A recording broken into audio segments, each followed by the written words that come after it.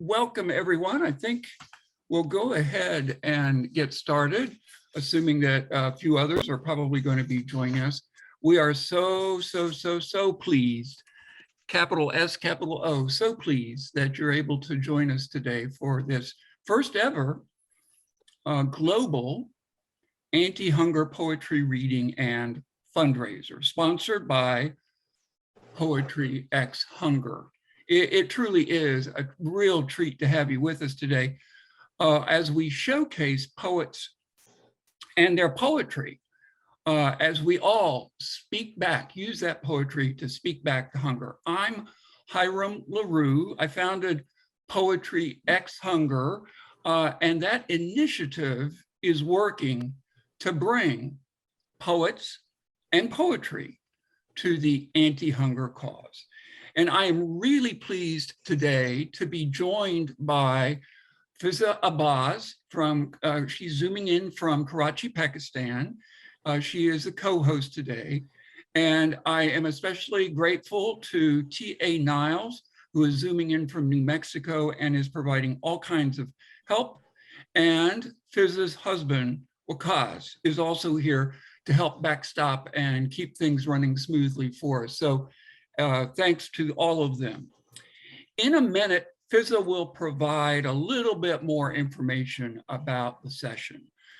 But to provide just a little bit of context for the session, let me remind you and all of us that hunger is again on the rise. COVID, inflation, conflict, climate change, all of these menaces have reversed recent progress in addressing hunger. So where it had been going down for a couple of years, it's now going back up.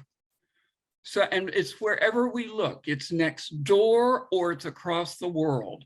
Hunger haunts us more and more. And so at Poetry X Hunger, we are redoubling our efforts to use poetry to reduce, prevent, or yes, even eliminate hunger. And one way we have of doing that, of using poetry to take action against hunger, is to encourage all of you, all of us who can, to donate to an anti-hunger organization or cause of your choosing. And of course, we're going to ask that you make your donation in honor of Poetry X Hunger. TA will be posting some information about places you can donate to in the chat room, but you should feel free to either use one of those organizations or any organization you see fit to donate. But please do donate if you can, and donate in honor of Poetry X Hunger. We are hoping, in fact, today that we'll be able to raise $1,000 for various hunger fighting causes. So if you can, help us make that goal. The only other thing I'll say before I turn it over to Fizza is that we're joined, I believe we're joined today by JC from Poe Archery, and about midway through the reading, we'll hear a little bit about some of the exciting work that she's doing in partnership with Poetry X Hunger. And so we'll take just a little bit of break in between some of our fine poems to hear from JC. So with that, I'm going to turn it over to Fizza, who will give us a little bit more information about how this show is going to be run. And then she'll start to introduce some of the readers. Thank you, Fizza. Hi guys, hope you're well. I'm Fizza Abbas, a writer based in Karachi, Pakistan. Honored to be co-hosting this event with the wonderful poet and founder of Poetry X Hunger, Hiram Larew. The goal of this initiative is to offer people a platform where they can be a voice for underprivileged people, those who don't have the luxury to pour their hearts out in front of the world. I believe poetry is a catalyst of change, and poets are those agents who encourage that change. As per the stats shared by the Food and Agriculture Organization of the UN, between 702 and 828 million people faced hunger in 2021. My country, Pakistan, ranks 92nd out of the 116 countries with a score of 24.7, which indicates a serious level of hunger according to the Global Hunger Index. Here are a few things I want to share with you about the event. Make sure to limit your bio to your name and location.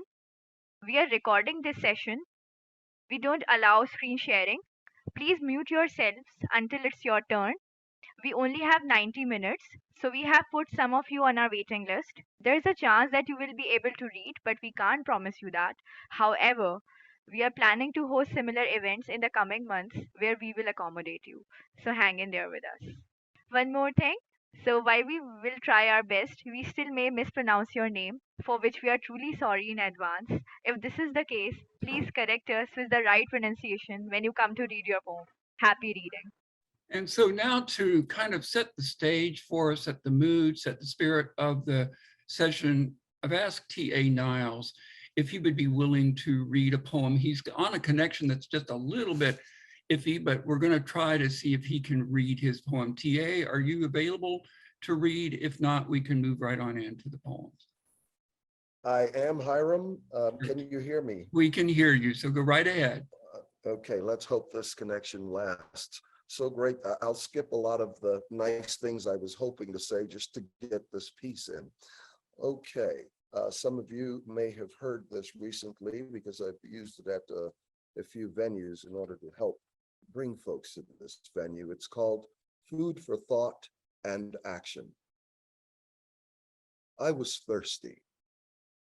I picked up the 14-ounce carton filled with letters of the alphabet, squeezed open the top, raised it to my lips, tilted my head back, felt the letters hit my tongue, tumble to the back of my throat, but I couldn't swallow. My thirst went unquenched. I was hungry. With anxious anticipation, I unwrapped the bulky paper package, bulging with nutritious verses. There they were, all those delicious lines, some stacked neatly, others as though tossed in as afterthoughts. But all were organic, pesticide-free, cage-free, and guaranteed to meet the daily requirements. I took a verse between my thumb and forefinger, multiple lines dangling like ropa vieja or strips of Kobe. I held it up and tilted my head back again, mouth gaping, saliva tingling, and chomped a healthy chunk. My jaws worked, my teeth sawed and gnashed, but again, my throat rebelled. Still thirsty, still hungry, it came to me that maybe I could satisfy both thirst and hunger with a soup of sonnets. I had a can left from my last trip to the food bank. Some kind soul had included it in the scrumptious box of thoughts and ideas they had donated. I knew it had at least 14 of the essential nutrients required daily, and it was liquid after all. It wasn't easy opening the can with no can opener, but I was desperate. I used the sharpest wit I could find in the drawer of my rapidly dulling mind and pried it open somehow. In this haze of hunger and trauma of thirst, I couldn't tell you how I got it open, but open it I did. I poured the contents into the bowl of my consciousness, and not having a spoon, I stirred it with my dirty forefinger. I've heard somewhere that what doesn't kill will fatten. I lifted the earthy brown bowl to my lips, intending to savor each line of sonnet, to let the inner ache be soothed as each carefully crafted syllable slid into my cavernous emptiness. But that too was not to be. Wonderful words and volumes of verses were here upon my table, yet my ungrateful belly only growls. Thank you. Hope you were able to hear. We were, and thank you so much, TA, for opening up this global anti-hunger poetry reading and fundraiser with that amazing poem, that very moving poem. Thanks so much. So just to reiterate, as folks come to the mic, we'll call on you. Please just give us your name and give us the country and maybe the city you are zooming in from, and then read your poem. So Fizza, do you want to introduce the first four folks who will be coming to the mic, please? Yeah, sure. So the first one is Sistah Joy Alford. Thank you. I'm Sistah Joy, joining from Temple Hills, Maryland, USA. My poem titled The Unwelcomed Visitor. He paid me a visit again today. Didn't knock on the door or ring the bell, just came right in, made himself right at home. I tried to extend the courtesy of politeness, despite his rude rumbling sounds, asked if he had someplace else he needed to be. Surely he could see from my fine table setting, I had plans, was expecting guests. But he, who had no use for such niceties, reached up, snatched my delicate doilies and linen napkins right off the table, threw my fine china to the floor, then reached deep inside me, grabbed and twisted my gut, filling me with such searing anguish and pain that no living soul should ever come to know. So here I sit on the floor between shards of shattered plates, empty cabinets, and a refrigerator that once overflowed with bounty. Tears streamed down my face as I try to comprehend how this has become my reality. Thank you. Thank you. And I'll go ahead and introduce our next reader. Our next reader is Richard Spisak. And I see that he is in the room. So if he could unmute and come to the mic, and I'd ask everyone else to put yourself on mute while Richard reads. Thank you. Thank you so much. Richard Spisak from Kingsport, Tennessee. My poem's called Hunger. It's about a wonderful, troubling vision that Sitting Bull had traveling across the United States for the first time. Hunger. It isn't just a kind of issue. It's really all about brain tissue. Sitting Bull was shocked and said when he witnessed, made him mad. He'd heard the preaching, the preening fools, yet traveling across the land he saw, he knew. He had heard their sanctimonious talk, yet he saw the ugly way they walked. Outside towns, he saw the truth of brutal poverty, unkind abuse. These were not the Christian folk from what he'd heard of brotherhood spoken by these folks of wood. No such poverty in his village is allowed. This neighbor pillage as he traveled west to east in a pointed railway car, at least, even as he traveled among these folks to speak to Grant about his people.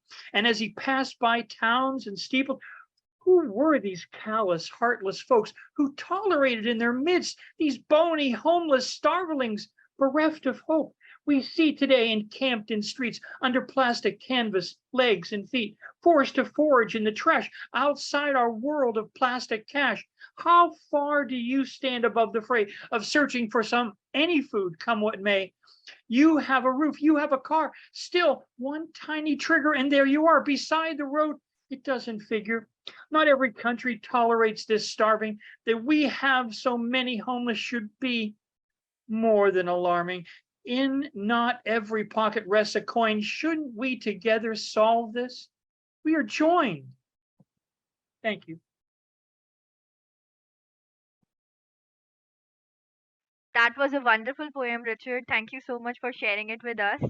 Now I would like to call Teresa Peepins. Hello, thank you. I'm from Buffalo, New York, USA, and I'm going to read a poem of conflict in memory of my father who was conscripted by the Nazis into forced labor. The poem is Heritage. Buy gold, buy it now. When you flee the home exploding, the burnt landscapes, trade it for a loaf of bread.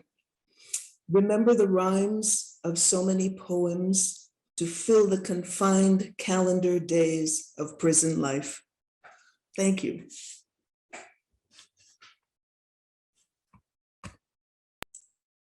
Thank you so much, Teresa. That was wonderful.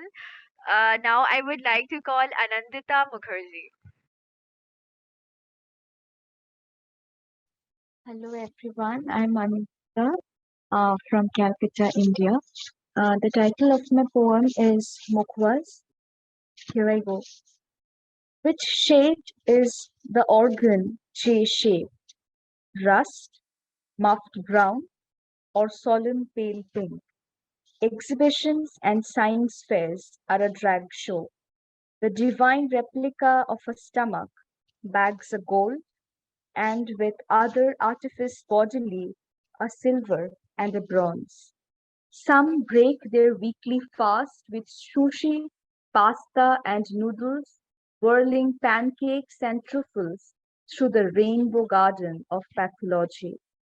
Elsewhere, a hollow organ blows out froth, the lime white bladder, a trumpet, and teeth carrying polished carbon amidst the retinue of veins. Gulping spittle and salting rice gruel turns each belly red.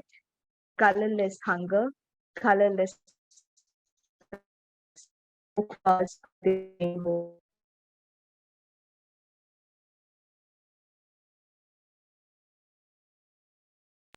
Anandita, I'm sorry to cut you off. Can you please repeat your poem because your voice broke up in the middle? Or maybe just repeat the last few lines, please. We may have lost her. Why don't we move on, Fizza? Yeah, sure. So the next is Hilary Agner. Hi, I'm Hilary Agner from Oregon, USA. I have a short haiku called Wildfire. No water for us, no air, trees die, no food, fire, poisoned skies. Thank you, Hilary. Wonderful to have haiku and Hilary here with us today. Our next reader is Gary Huskisson. Gary, if you could come to the mic.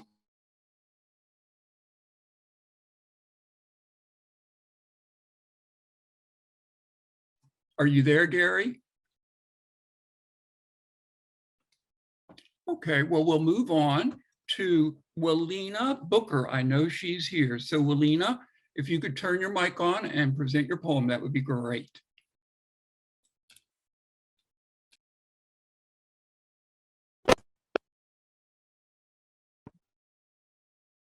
Can you hear me? Yep, go right ahead, Willeena. Okay, great. Hi, I'm Willeena Booker. I'm from Philadelphia, Pennsylvania, and I'll be reading Wretched Wrong. Oh, hunger, you are such a wretched wrong. You make my soul to suffer long into this dismal hour of night. In the aftermath of your destruction, I wait for the sun to stretch high over blue skies. I hide me in the shadows of the bitter wind. I blanket me in the hope that morning will soon come again. Joy will come again in the morning when the table will be spread with the fruits of my labor and harvest from the land. The feast of the Lord will be going on, and I will make merry with a full belly. My cup runneth over. In the morning, bombs and bullets will cease. War will sleep once more. Tears shed in silence will dry in the heat of the simmering sun. There will be food to fill the bellies of everyone. We will kneel, body bent, under the golden arch of a new day, to give thanks, to offer praise. Hunger shall be wiped away, it shall vanish without a crumb's trace. In the morning, flood waters will recede, food will find its way to my family. All will sit and eat freely at the table of humanity. Come, will you sit with me? Come, will you stay with me? Come, stand with me until the move of morning comes calling. Thank you. Thank you so much. That was Willeena Booker. Willeena has some powerful poems posted on the Poetry Ex Hunger website, as do many of the poets who are reading today. Our next poet is Olatubosun David, and I see that he is in the room. So if he could unmute and present his poem, tell us his name and where he is from. Good evening, everyone. I am Olatubosun David from Nigeria. Thank you so much. The title of my poem is Be a Good Samaritan. Give me love, why I am here. Give me care, why I am yet with you. For tears shed in sorrowful love do me no good, why I am gone. Please, feed me now, I am hungry. Let's take prayers and counsel for some other time. They won't help my boy. They won't feed my boy. If you are Jesus, don't sermonize it. Show it to me. It doesn't live in the book. It lives in the heart. You are rich. I am poor. Away with diverse of colors. I am your brother, your very neighbor. Be a good Samaritan that you preach.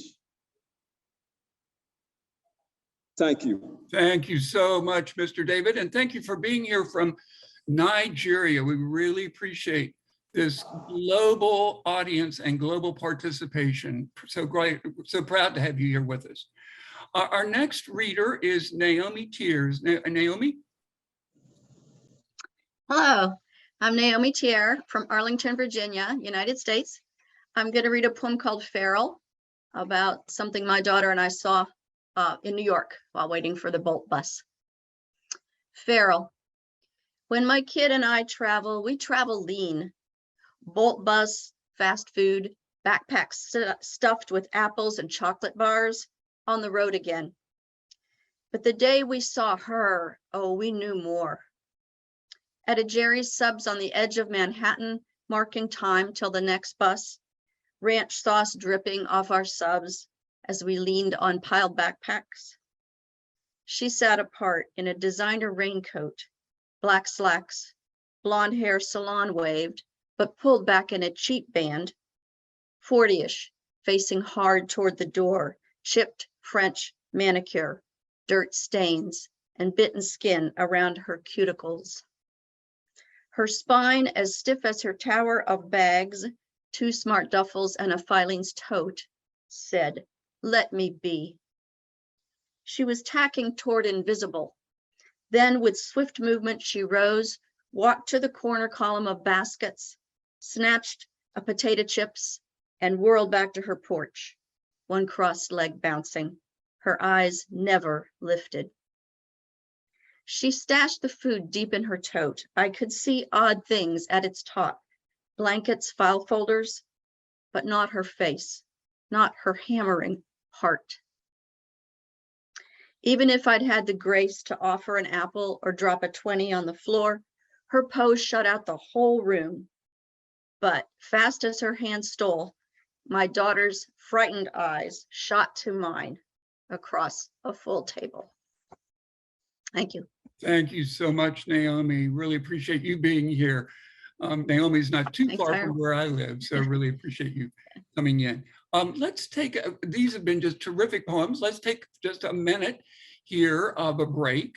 As I mentioned early on, if you heard the introductory remarks, we're going to bring JC from the Poetry Project to the mic and let her explain some really interesting, I think, innovative and pretty exciting partnerships that are being developed. So JC, would you like to take the mic for just a minute? Sure, thank you so much. Thank you for being here, everyone. And I'm happy to be in this international network of poetic lives.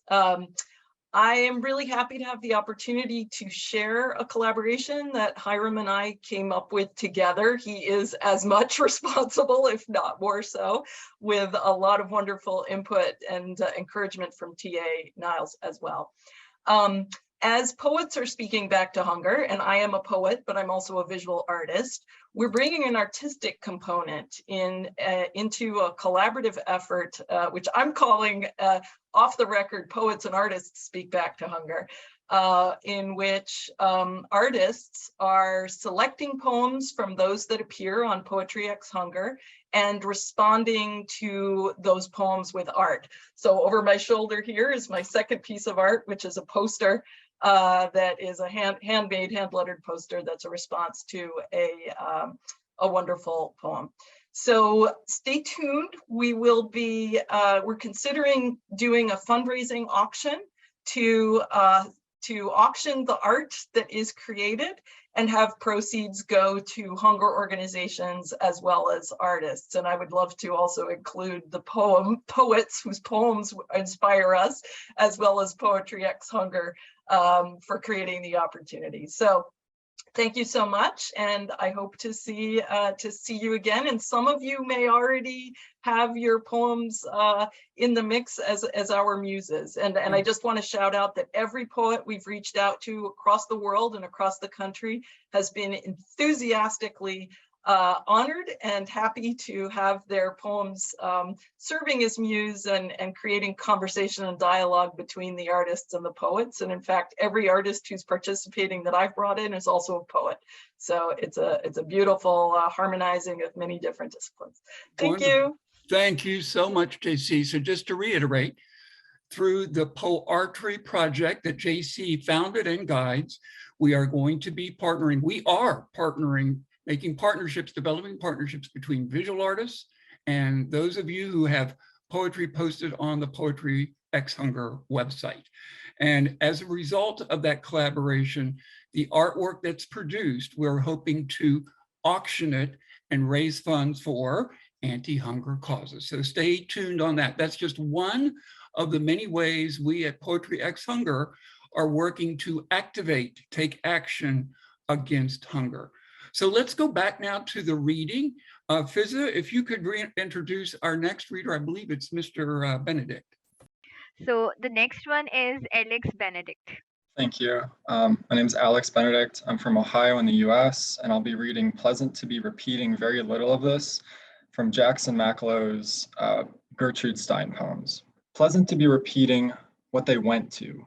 Each one is saying that did happen. It is charming that merriment differently. Sample pressure comes and an and sings. Enough of them were repeatedly turning. What did Antlis intend to be looking for? Living, not showing length, is breath, and breath is one. Pleasant time discussing celery bread. Where no pairs to abuse, obliged, 4 houses, pleasantly deranged. The whole way there will be a clear love song piece, sample pressure concluded, mentioning what love permitted. Peculiar materials have particular people, peculiar ways, from here and there to there. Excess pressure deranged him in refusing. He certainly mentioned saying, no more talking from there to there. Little comes more than the best.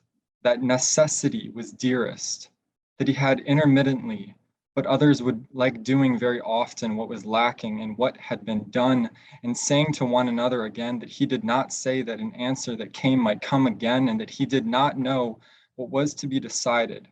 It is agreeable to be hearing that. What was what he said not enough? Seeing meaning there filled her with a merriment. Cooked pears show. All say this is better and not longer. Whisper, so the cooks choose to come. Their having gone there would have meant doing it the way that showed when it was filled. This is the beer. Bake it well. Our conviction's best, most deepening words certainly mentioned thickness. Pleasant celery there is the matter there. When larger pheasant fried breath is talking there, all they hear there is all that is talking. The very thing one liked was being. Hearing things could be answering truly complete beginnings. Ask the little fish, growing better with fire. Thank you so much, Alex, for your amazing words. More power to you. Next one we have is Dan Brady. Hello, I'm from San Francisco, and I'm posting something in the chat that is a way of bringing poets together. Check out the links. And I'm going to just read a couple of, actually very short piece here. A minor miracle. In my garden, I was surprised. This small bit of carrot frond, which I jokingly thought to rescue and carefully placed into the seed tray, has apparently taken root, doubled in size, and is growing well. And from that half-inch bit of greenery will come a fresh carrot, a salad or cake, and a new way of growing carrots.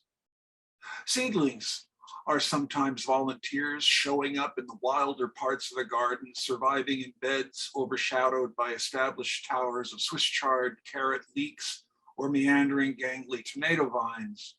They manage to root amid all the underground action of potatoes, the aforesaid carrots, and onions, all shouldering their displacements into the soil. That all said, it's not a dog-eat-dog melee in those beds. For while there is competition, there's also cooperation.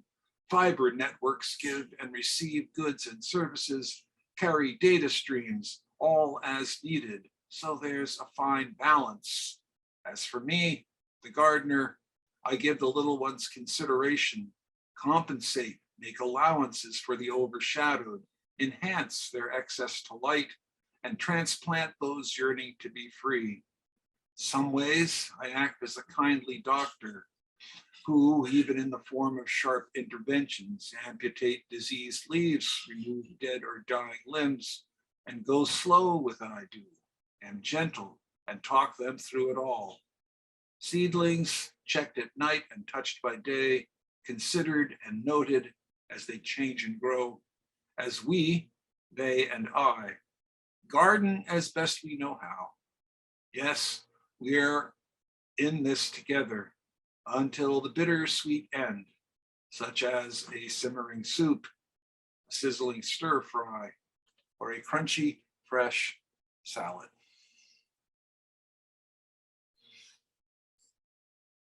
Thank Check you out so the much, links. Dan. Thank you. Definitely, people, please do check out the links that Dan has posted in the chat section. Thank you so much again for your brilliant words. Very, very evocative and powerful poem, I must say. The next one we have is Julia Cooper. Okay. Hi, I'm Julia Cooper. I live in Indiana in the United States in my grandmother's home state. And I entitled this poem, Hunger in the Heartland. What do I know about hunger here in the heartland? I know that once you are hungry, you will never forget it. All you can eat buffets, soft serve ice cream, buckets of Kentucky Fried Chicken. Thank God for the church ladies groups who bake bread so you can load up on cookies for later when you feel lightheaded again. In rural America, there are no food pantries, food trucks, and community gardens. Only ice fishing, fire pits, and wild berries in lake country. What do I know about hunger here in the heartland? It keeps you from sleeping. When your beloved grandmother puts you on a teenage girl diet and monitors daily portions of food based on the Weight Watchers system. What do I know about hunger in the heartland? In the land of plenty, there is scarcity. Hunger leads to being more attractive to men, being a winner on a sports team, being part of a congregation, and funding of the agriculture campus. Why all this effort? So we won't go hungry again in the heartland. Thank you. Thank you so much, Julia. That was amazing. More power to you. So the Thank next you. one we have is my pleasure. So the next one we have is Max Vanderstein. Hello, everybody. I'm coming to you from Edmonton, Alberta, Canada. And my poem's called Ethically Speaking, speaking to the losses in agriculture to pollution and the corporate agronomy. It's called Ethically Speaking. Applied by premiers and prime ministers, praised and promoted by presidents, intangible gambles with planet Earth are setting unethical precedents, and the laissez-faire myth further is endorsed therewith. Patents on spices and genetically modified grains, pressure on species, and more generations of clones and strains, a most capitalist twist to cooperative growing grist. And what and to whom is ethically grown when seed nor soul nor source is domestically known? Foods, both farmed and wild, unfit now for mother and child. And what and to whom is ethically grown when fruit and flesh and fowl are pumped full up with hormones? From contamination of our planet comes degradation of our diet. And what and for whom is ethically grown when ageless forests are defrocked so alternate crops can be sown? For farmland are trees overtaken, and for palm oil are forests forsaken. And what and to whom is ethically condoned when for global warming true regard is rarely shown, while temps and shorelines rise towards terrestrial demise? And what and to whom is ethically grown when standards and landlords are corrupt to benefit business alone? The need to own all that's obtainable must concede to a means more sustainable. And how and with what to increase the yields? Will genetics and biochemistry eventually kill off these fields? Will native fauna be extirpated and all faunal habitat devastated?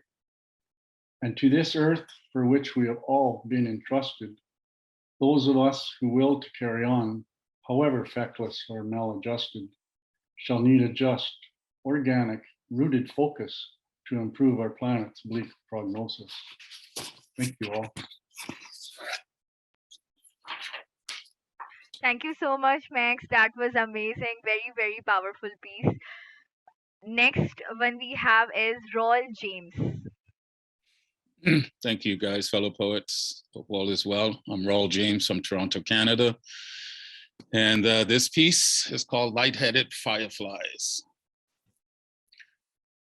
Today I met a man.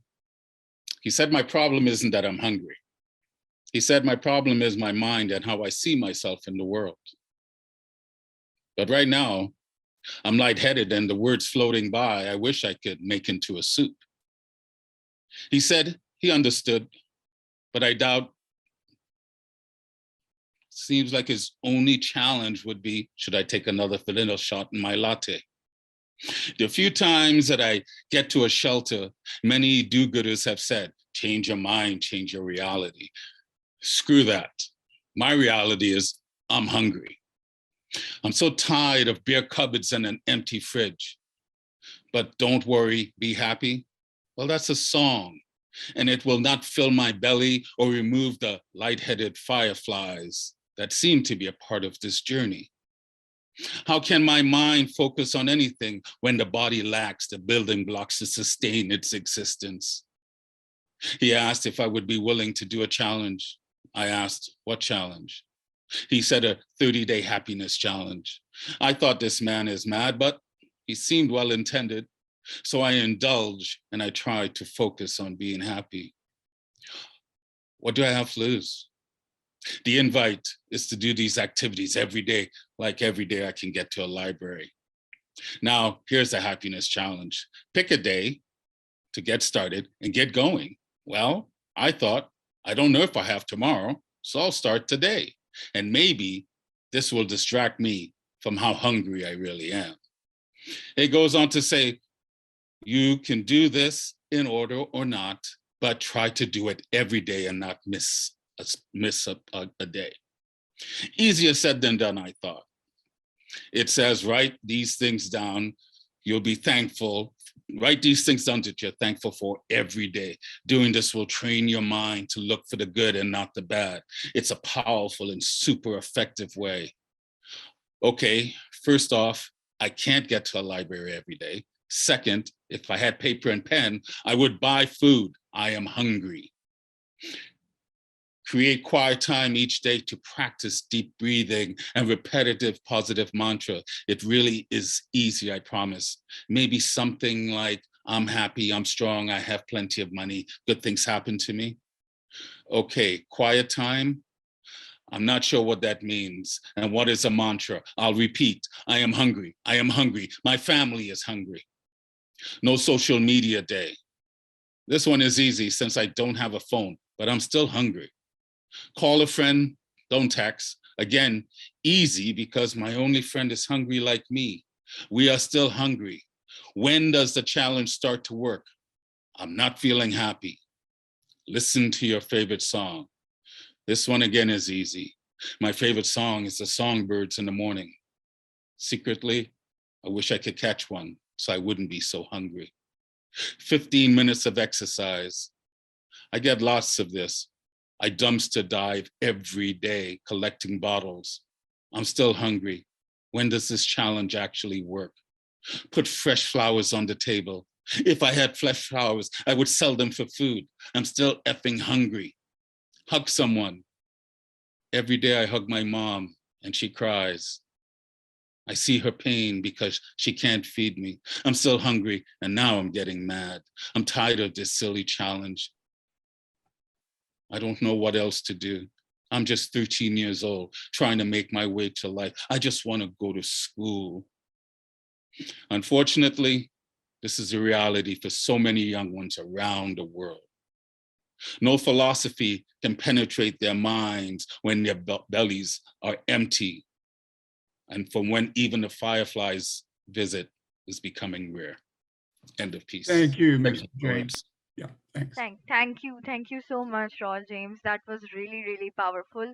So, in the words of Rawle James, I'm lightheaded, and the words floating by, I wish I could make into a soup. On that amazing note, I would like to call my other participant, who is Cleveland Walls.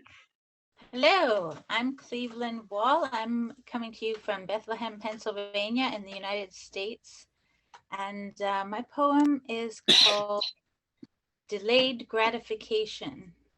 In the experiment, children were given a marshmallow each and promised another if they could wait. Now tasted better to some than two. The whole pillowy mass filling their mouths at once, soft but resistant, dense with couched air. The study followed to see who succeeded. To no one's surprise, the patient ones ended up with more in life, as in the lab. I ate my marshmallow early, and now I'm hungry, but not for marshmallows. What else have you got behind your two-way mirror, doctor? Thanks. Thank you so much, Cleveland, for sharing your wonderful words with us. Next up we have is Scot Young. My name's Scott. This poem is Gone with the Wind for Butterfly McQueen. I met Miss McQueen in '74. She was on stage in Kansas City in a starring role, and I cleaned up after the dinner show and all the money went home. She told me once I would do great things. I told her that I wanted to go into construction.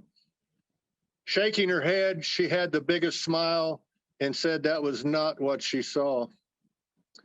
She said she didn't care for streets paved with gold and never believed in those Jesus myths. Was a maid on her first acting job and probably her last role as well. That when she did Gone with the Wind, she couldn't go to the premiere. It was whites only. When I said, that was a long time ago, Miss McQueen, she smiled, placed her hand on my arm, shook her head. No, honey, it's not. Thank you. Thank you so much, Scott. Next up we have is Anjin. Hi, good afternoon. My name is Anna Ng. I'm from Mississauga, Ontario, Canada. The title is The Rare Abalone. Where to live, how to live is an old question, epigraph by city writer. So silly, I thought it was easy. You packed your rock-solid backpack, ready for anywhere and anything. In the rugged abalone farm, hands blistering and bleeding, skin darkening and peeling, I caught you, the rare one. You laughed loud and taught me how to gather. I could not remember the waves, dark and blue, but remembered your net heavier, my hands tiny. In our small village, I was the only one going overseas. You gifted me your favorite abalone shell. See, rough on the outside, inside, iridescent, shiny. Yet I was not ready. The last meal you ordered, the expensive dish, I didn't know it was the flesh of the abalone. How delicious and miserable. Now I still remember all your strivings. Where to live, how to live. Many nights I stare at the shell, the green stillness, just shining, just shining. Thank you. Thank you so much, Anna, for joining us today and sharing a wonderful poem with us. Next up we have is Paul Turan. Good evening. I'm Paul Truan from Bristol in England. My poem is entitled Raise a Glass to the Timeline of Entitlement. Here's to narcissistic parties of number 10 and food banks and a Tory toff who cuts the ribbon with chunky fingers and gleaming teeth, and Brexit and lords and ladies and celebrities with boob jobs and facelifts and OnlyFans and Instagram. Here's to the Jubilee and princes and payoffs and the Commonwealth and Bangladesh and Sierra Leone and Churchill and the beastly Indians with their beastly religion and the famine and the mass starvation and the breeding like rabbits and the flags and the bunting and the parties and the Boer War and the crown and the throne and the Queen on her own. Here's to Thatcher and trickle-down economics and dams and reservoirs and multinational corporations with record profits and chief executives with record bonuses and the single mother sleeping in one room, unable to feed her children, and the kids with worn out shoes and worn out secondhand shoes and nothing left to lose. Here's the Victorians and their incredible inventions and the factories and workhouses and the children up chimneys from disease-ridden slums, and Dickens and Darwin and bowls of gruel and pauperism and a thirst for things. Here's to Henry VIII and his wives and lavish parties and courts and castles and fields of gold and William the Conqueror and Richard III and peasants and pheasants and medieval banquets with birds within bird and leftover half-eaten alms for the poor. Here's to Nero and his mother and the Roman decadence and debauchery and Boudica and Cleopatra and Ramses and pyramids and servants and slaves and being buried alive and sarcophaguses and the rise and fall of empires. Next up is Fine Benny. Good afternoon, everyone. My name is Finn Bell. I am from the East Bay of the San Francisco Bay Area. This is called Back in the Day, 2 pesos. Making money stretch left me more than hungry. Do you know what the conversion rate of 2 Philippine pesos into US currency is today? It's about the equivalent of 4 cents. Breaking that down, it is 4 tarnished zinc copper pennies, 4 pieces of unwanted weight chucked in a tip jar, 4 bits of change picking up lint at the bottom of your pocketbook. It is 4, do you know which US president gives good face, full on moo, in profile nice beard on a 1-cent coin? Hint, POTUS number 16. He delivered the Gettysburg Address, you know, the one that went 7 years ago. But no, back to the 2 pesos equals 4 cents. Can you imagine how much this amount was in the late 80s? The reason I bring it up is because this was my periodic allowance during elementary school and part of secondary, to stretch over the course of a few days to a week, depending on what my parents could afford to give me. The calculation regularly tempered by the maths equation of Filipino matipid multiplied by the Americano respect of the value of the almighty dollar. 2 pesos did not buy anything, nothing of use at all, not even back in the day. Pizza slice, 3 pesos. Hair gel, the good kind, probably 6 pesos. Pretty scented stationery and Hello Kitty erasers, too cash poor to even consider it. Okay, so street food, like the sugary, refreshing sagut gulaman and fast-rising savory fish balls, were 1 peso apiece. Woohoo, for tiny blessings. If you were imagining that there was a lot of these cheap street vendor foods keeping me satisfied in my youth, you are entirely correct. Navigating high school hijinks, drama, and politics is never wise unfed, lest a starving teen not make it past lunch period. More and more likely to pass out, balancing on her wobbly Catholic knees during prayer hour in church, or battling intricacies of statistics and trigonometry, delirious.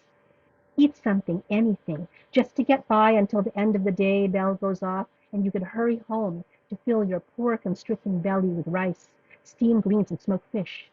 My poor parents were never aware what they proudly provided me with, for my baon could not wrap me up warmly in nourishment, in nice things that young girls with the means who could, like to taunt cash-strapped girls who couldn't. How are they expected to know how 2 pesos could not buy me enough of a hold inside a life I lived daily for 8 years, only managing to wedge me, ungainly, only even halfway in? Thank you. Thank you so much, Fine, for sharing your wonderful poem with us. Now I will hand over the mic to Hiram Larew, who will announce the next few poets. Thank you, Fizza. Fizza is zooming in from Karachi, Pakistan. It's just terrific. My ears are kind of ringing from all of these very, very powerful poems from literally all over the world. And we're so grateful to all of you for being here. We have about, I think about 8 more poets in line to read. So if you can hang in there for a few more minutes with us. But before we go to the next poet, I simply want to remind everyone that this is not only a poetry reading, but it's also a fundraiser. So to the extent that you're able and willing to make a donation to any anti-hunger cause of your choosing, please do so. And if you're willing, make it in honor of Poetry X Hunger. Thanks to all of you who have already made those kind of donations. I've seen some chat room evidence of that, and we're so, so grateful to you. Any and all are welcome to make a donation if you're able. Let me just quickly remind everyone, if you could, as you come to the mic, introduce yourself, tell us the town and country you're reading from, and then read your poem, which should be no longer than 2 to 3 minutes. So our next poet is Saeed Omar Amir. Saeed, are you there? I think I saw you in the room. Yes, I am here. Hello, everyone. My name is Umar and I am from Pakistan. And today, the poem that I'm reading is titled Business as Usual. That day, the sun dawned as usual. The hustle to say prayers went as usual. Mothers woke up their kids as usual. The school bus came on time as usual. The milkmen came on their bicycles. The hawker came right on time. The shopkeepers opened their shops. Little Sakina's Baba walked her to school as usual. The unpaved roads seemed a bit bumpy than usual. The endless sky was a bit blue than usual. The lush green meadows seemed a bit greener than usual.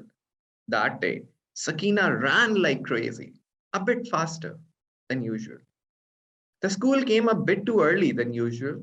Sakina's Baba hugged her goodbye tightly than usual.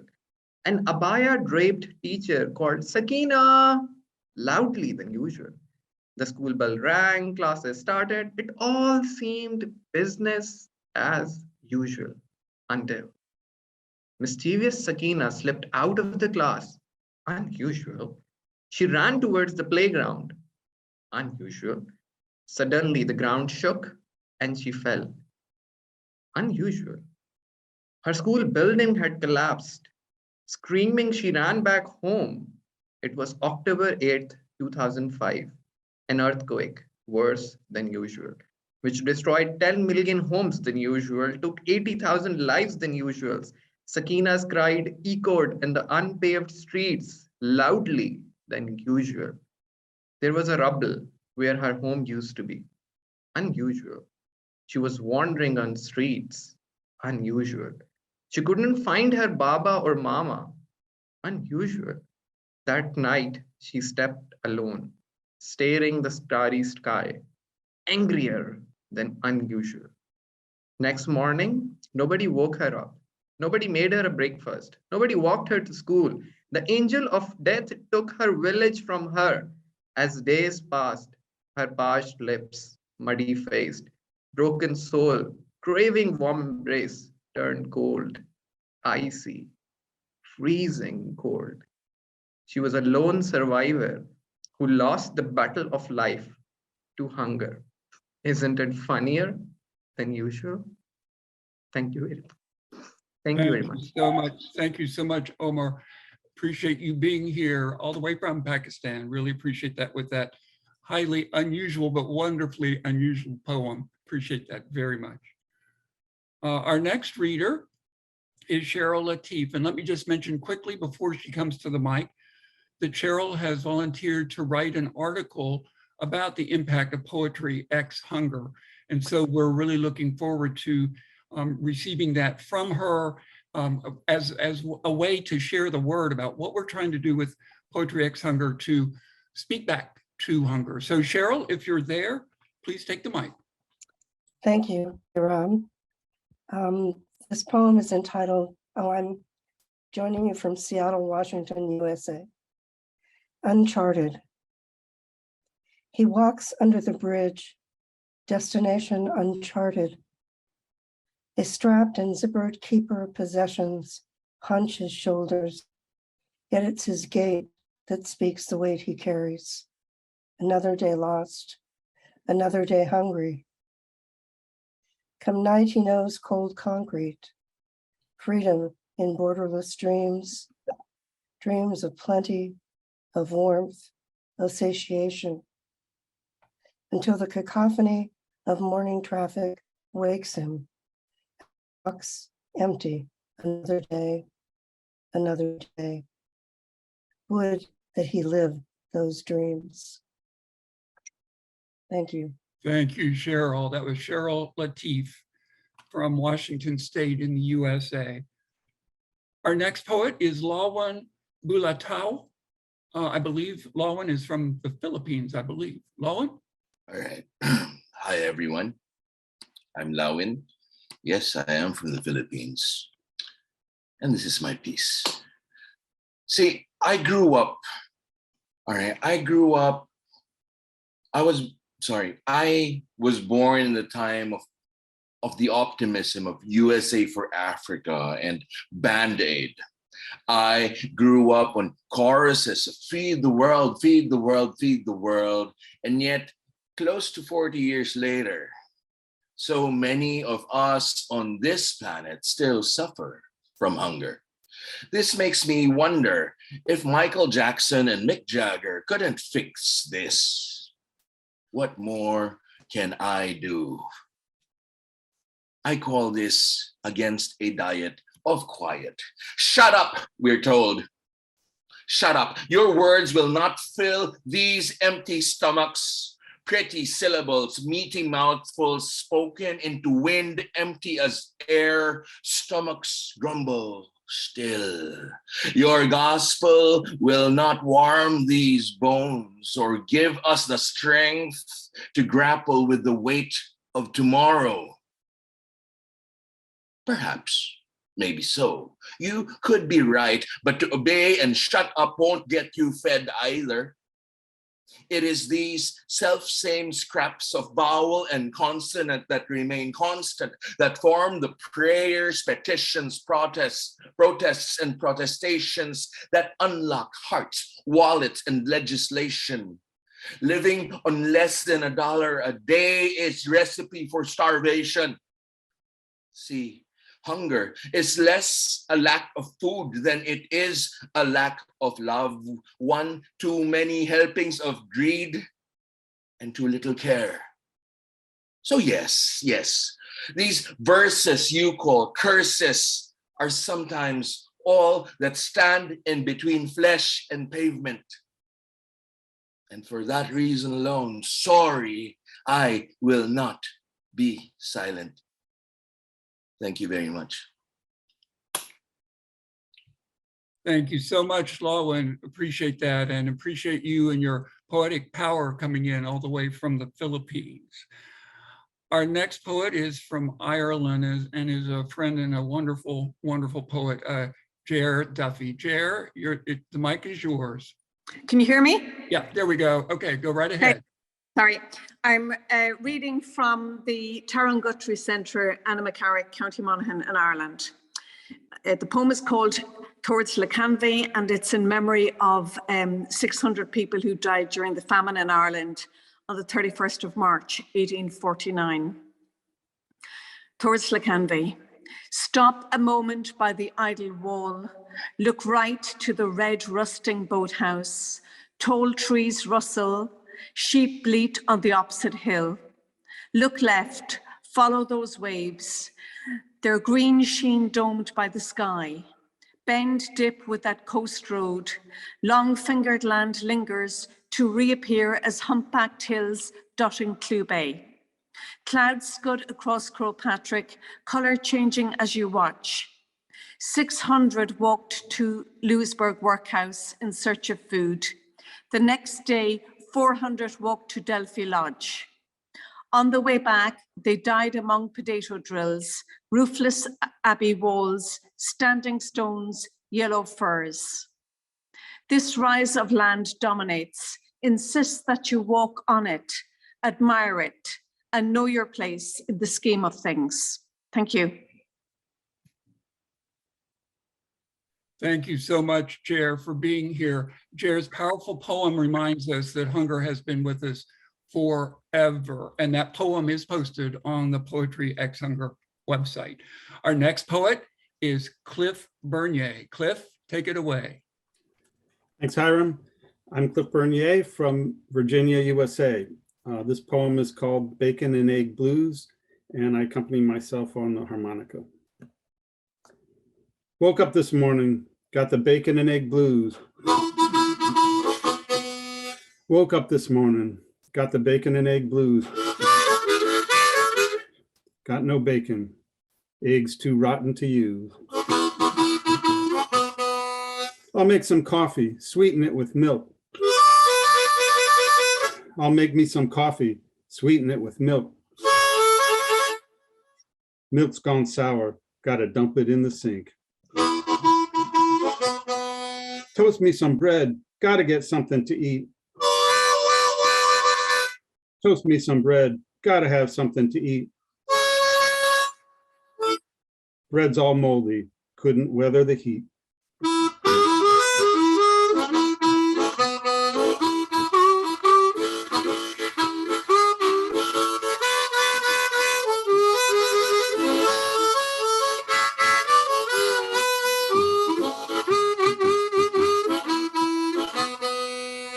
I'll raid the pantry, eat some canned beans.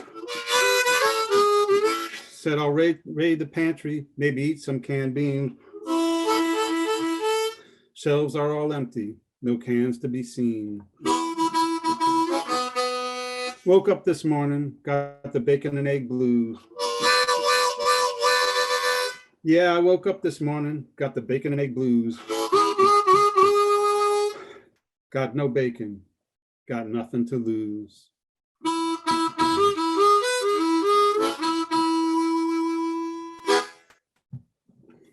Cliff Bernier and his harmonica. Thank you, Cliff, for being here with the Bacon and Egg Blues. Our next poet, I believe she's available, is Doris Davenport. Doris, are you there? Hey, everybody. Well, I am very grateful to be here. I am Doris Davenport. I am zooming in from Appalachia, or from the foothills of Appalachia, in Northeast Georgia, formerly Cherokee homelands, colonized as Cornelia, Georgia, also my home. And I'm an Affrilachian. I have to say all that as context for this poem, because we're always considered, first of all, that we don't exist, Black people up there. And secondly, I am a performance poet.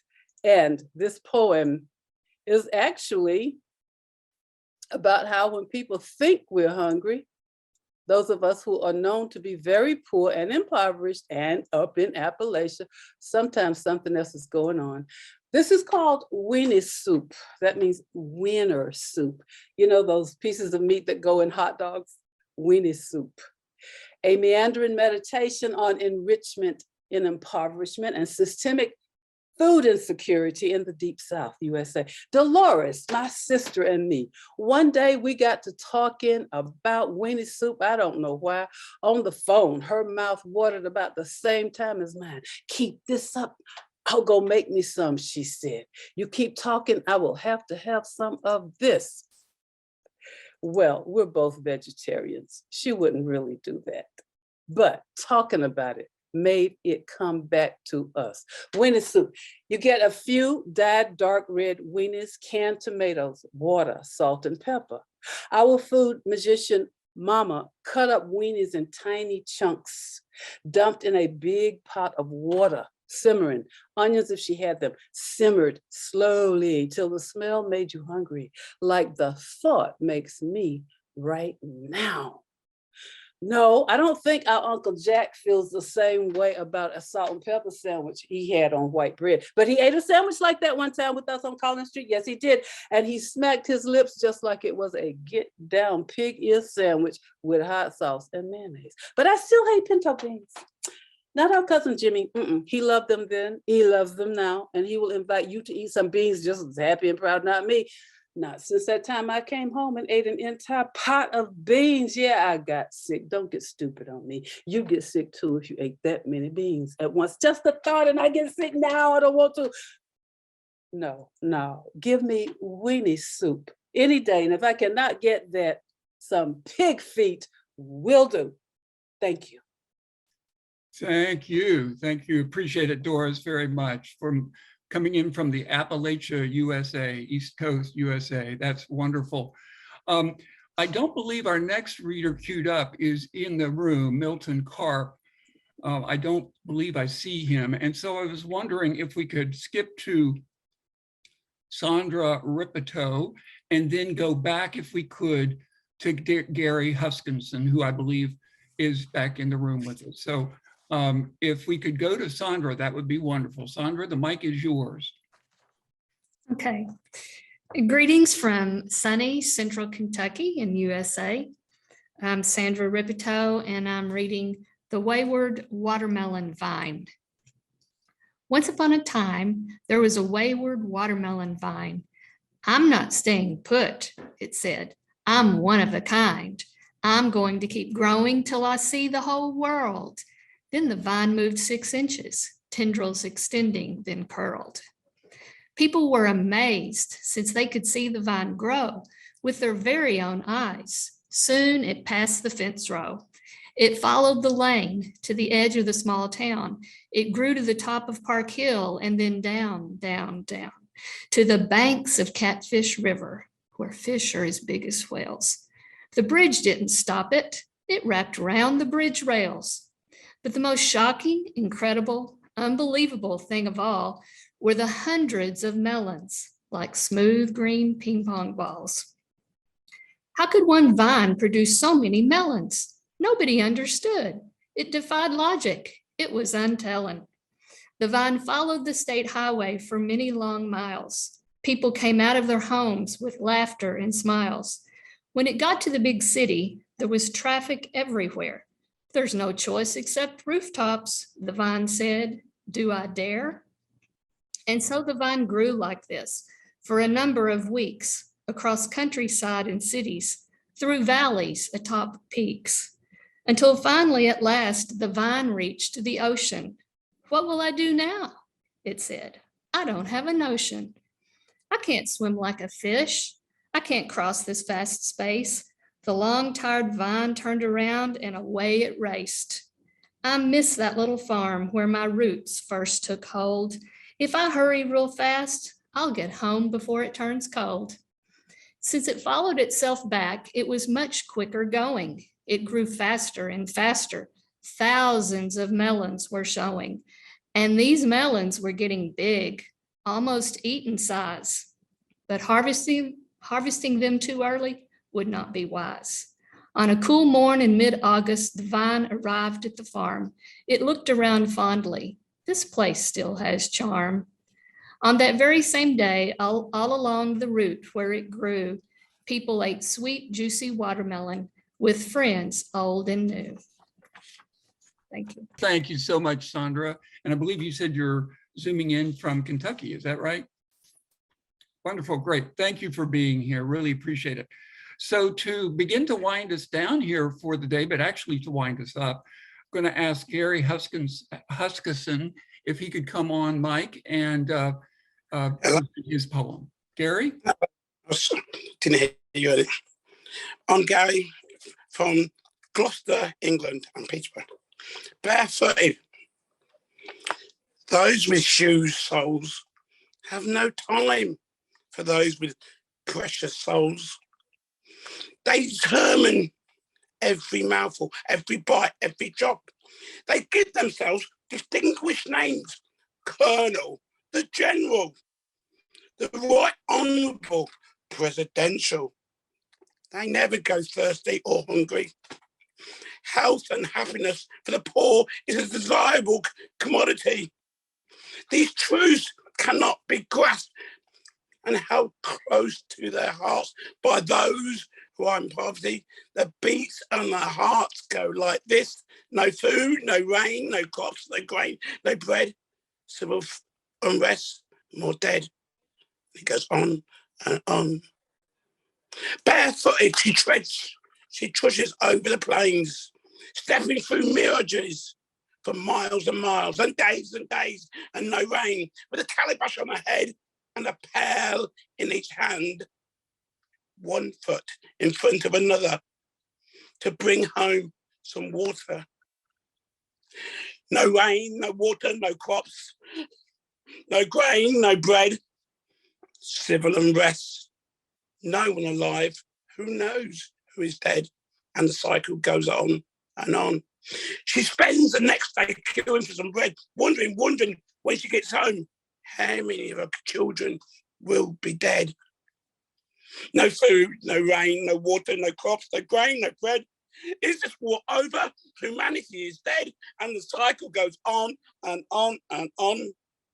Next day at the dinner table, she counts how many has left to be fed. Brother's been captured, father been tortured, twins brainwashed by the IS and shot at each other. No food, no rain, no water, no crops, no grain, no bread, how many she fed is not as many as how many dead. Hey, Mr. Presidential, Mr. Colonel, every cloud. As I said, more food to go around. If there's a next door day, there'll be no food, no rain, no waters, no crepes, no more dead left.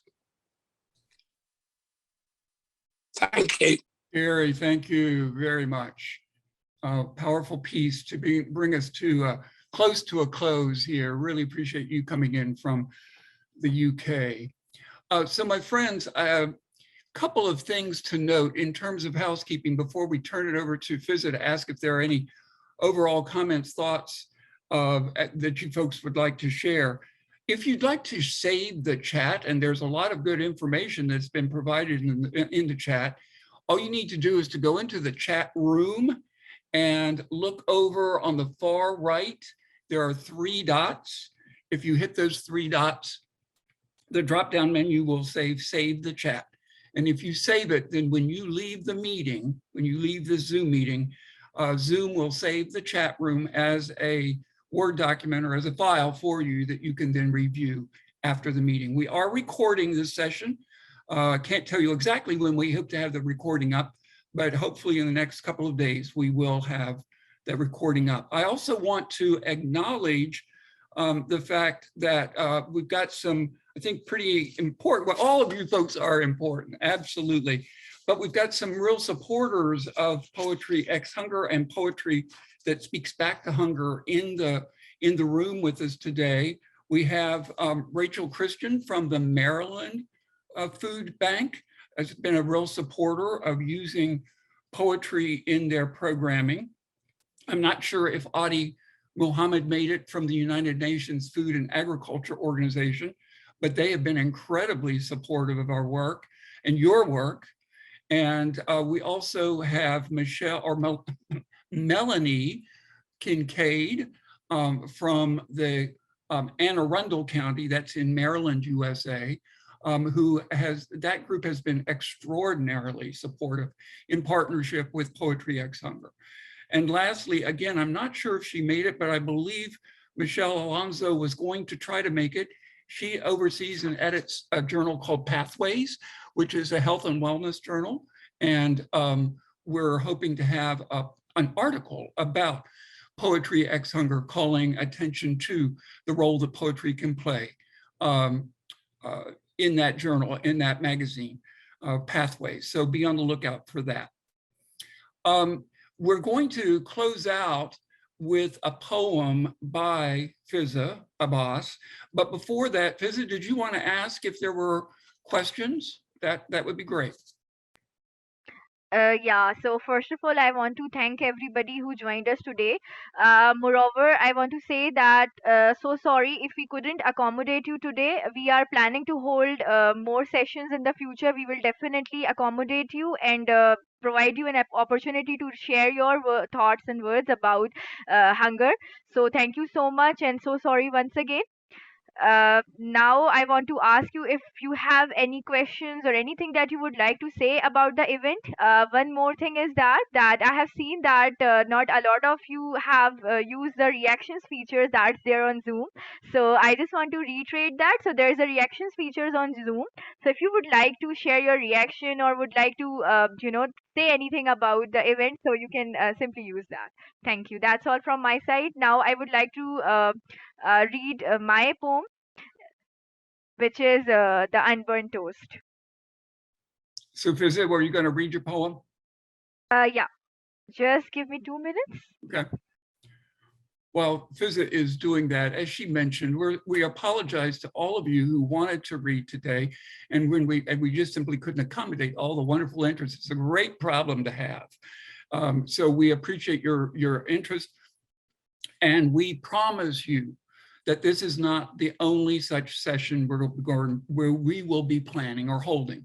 So if you didn't have a chance to read today, please hang in there with us. There will be other opportunities. I saw that Phil Harris posted the poem that he wasn't able to share in the chat.